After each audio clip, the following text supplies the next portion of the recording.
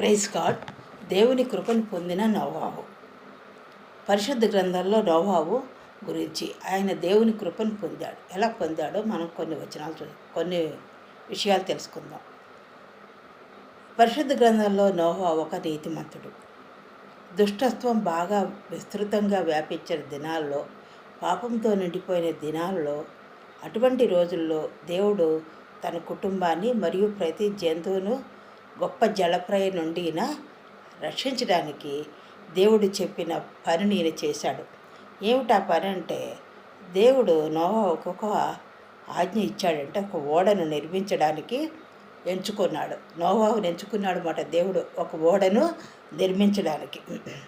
నిర్మించమని చెప్పాడు. నీ ప్రజలకు చెప్పమని, జలప్రళయం వస్తుందని చెప్పమని చెప్పాడు.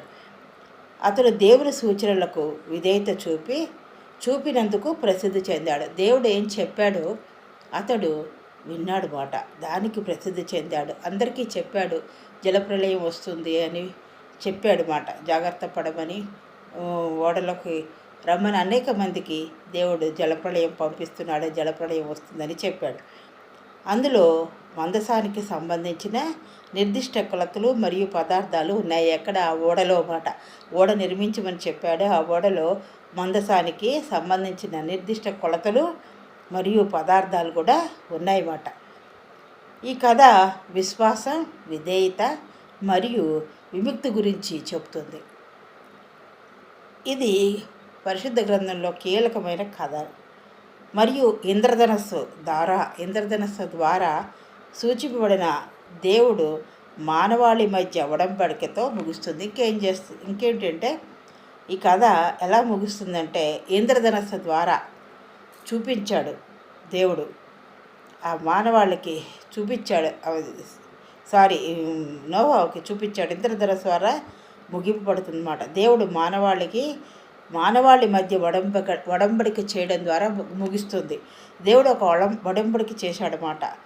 ఒక ఇంద్రధనుసు సూచించి ఒక ఒడంబడిక చేశాడు. ఆ ఒడంబడికతో ముగుస్తుంది. నోవాహు తన దుష్ట సమకాలీనులో జలప్రళయంలో మరణించిన తర్వాత మానవ జాతిని శాశ్వతంగా నిలబెట్టడానికి దేవుడు తన నిర్దోష భక్తి కారణంగా స్వామ్యుడిగా ప్రాతినిధ్యం వహించాడు.